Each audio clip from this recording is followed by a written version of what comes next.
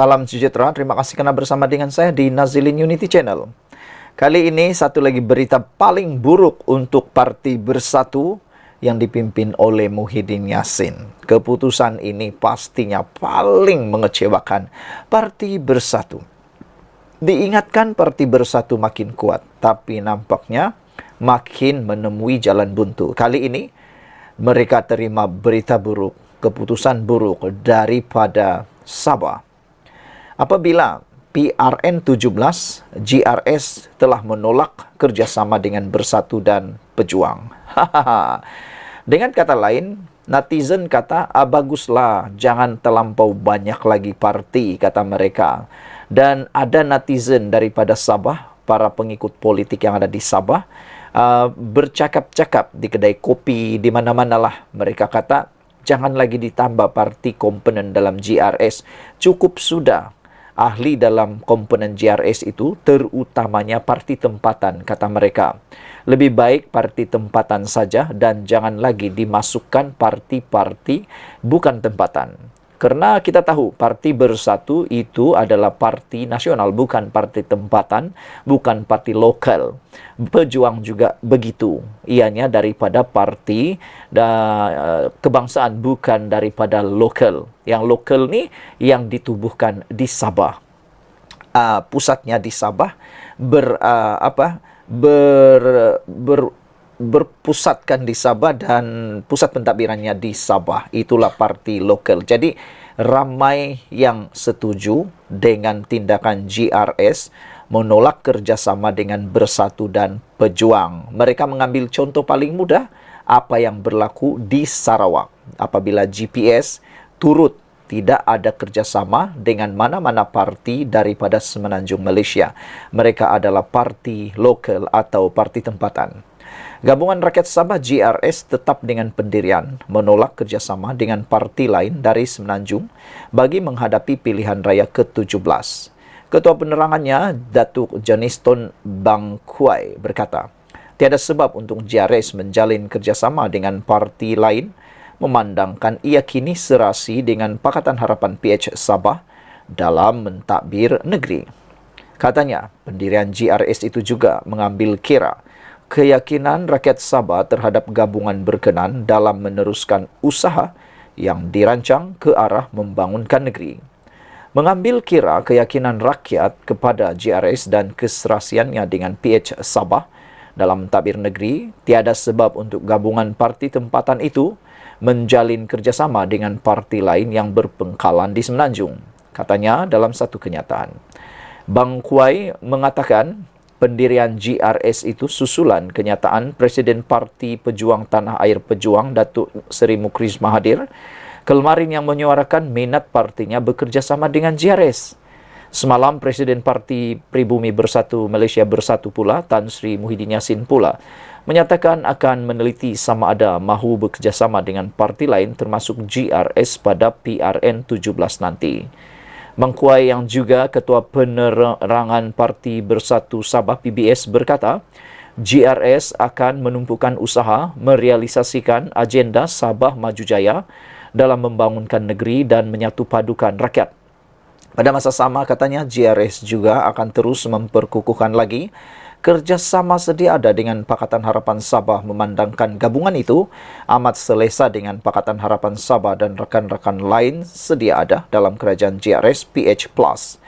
PH Sabah memilih untuk menyokong pengerusi GRS Datuk Seri Haji Jinor sebagai Ketua Menteri apabila segelintir ahli Dewan Undangan Negeri Adun UMNO Sabah berkomplot dengan Parti Warisan untuk menumbangkan kerajaan negeri pada awal tahun lalu.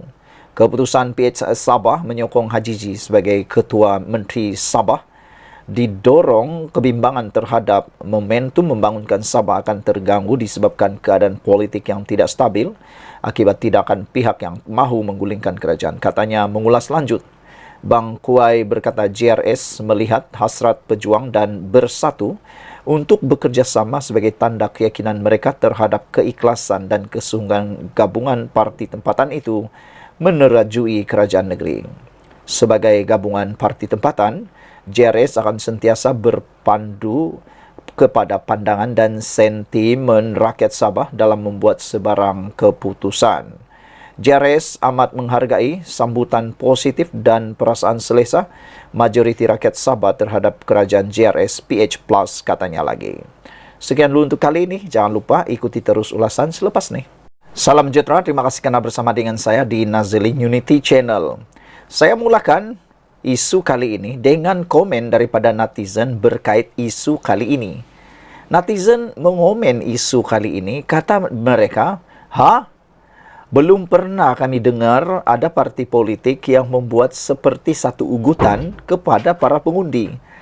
Netizen ataupun komen netizen dalam ruangan Malaysia kini menyebut, boleh pula pengundi diugut dan boleh pula pengundi ditakut-takutkan.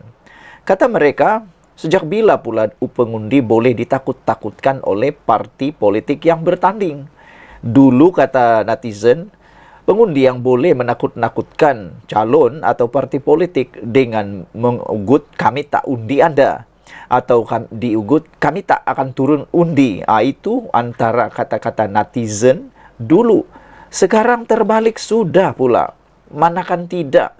Apakah tidak netizen memberikan komen kalau ini yang berlaku?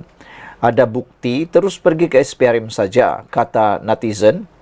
Dan boleh pula ugut macam ni, kata mereka, terhairan, terkedu dengan ini seperti satu ugutan yang dibuat oleh Parti Perikatan Nasional dalam laporan Malaysia kini, Janji PAS.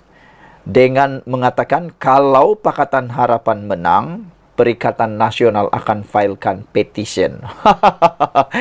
Atau dengan kata lain, kalau Pakatan Harapan menang, akan ada pilihan raya lagi kalau menang. Jadi, diorang harap supaya boleh menang.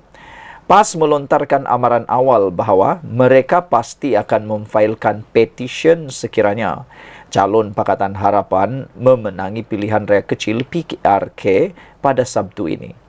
Dalam tempoh kempen berbaki kira-kira 4 hari saja lagi, Setiausaha Agung PAS Taqiyuddin Hassan mendakwa ketika ini PN sudah mempunyai bukti rasuah yang dilakukan pihak lawan mereka.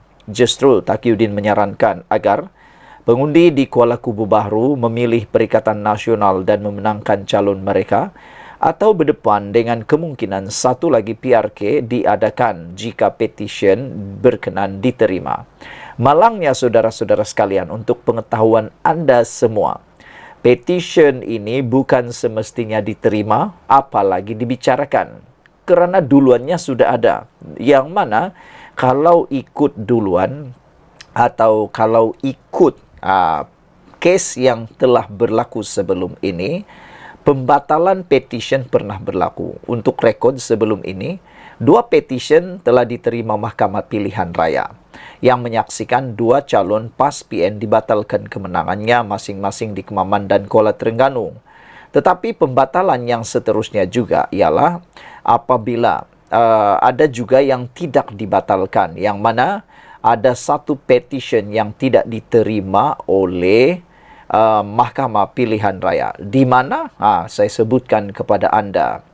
Saudara-saudara sekalian, untuk rekod juga, suatu petition pilihan raya yang difailkan, ia bergantung kepada keputusan hakim dan terbuka sama ada untuk diterima atau ditolak.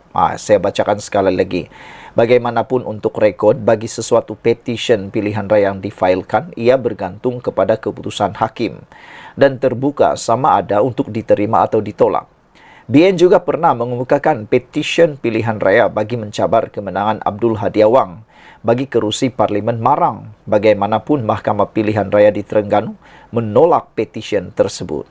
Jadi saudara-saudara sekalian, Ketua Penerangan PKR Fahmi Fadzil menyifatkan kenyataan Taqiyuddin itu memberi gambaran bahawa Perikatan Nasional hampir menyerah kalah dalam PRK Kuala Kubu Bahru. Dalam video yang disiarkan ke akaun TikToknya, Fahmi yang juga Menteri Komunikasi berkata, semangat pembangkang nampaknya telah runtuh.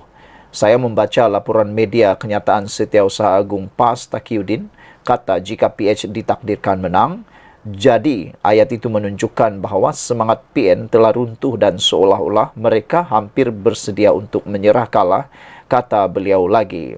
Saudara-saudara sekalian, yang lebih menarik lagi ialah belum tentu petition itu akan diterima, itu yang pertama. Yang kedua, ini kali pertama kita lihat satu amaran dan boleh juga dilihat, didengar seakan-akan satu ugutan yang mana kalau PH menang akan ada petition. Jadi maksudnya kalau PN menang tak ada petition. Macam itulah, lebih kurang macam itulah kan. Jadi kalau begitu, kalau PH kalah, PN tak akan buat apa-apa. Jadi mereka mungkin menghalalkan apa yang mereka katakan rasuah salah guna yang mereka ada buktinya. Tapi kalau PN kalah, PH menang, barulah mereka bertindak. Apa punya standard macam tu kan? Kita pun hairanlah. Jadi saudara-saudara sekalian, apa komen anda tentang isu kali ini? Yang menariknya ialah, adakah ini adalah petanda bahawa pihak-pihak pembangkang iaitu Perikatan Nasional sudah dapat menghidu mereka akan kalah di dalam pilihan raya kali ini dan mereka akan mula kehilangan pengaruh dan juga kepercayaan daripada para pengundi. Kerana ingat, sesuatu perkara itu boleh jadi domino.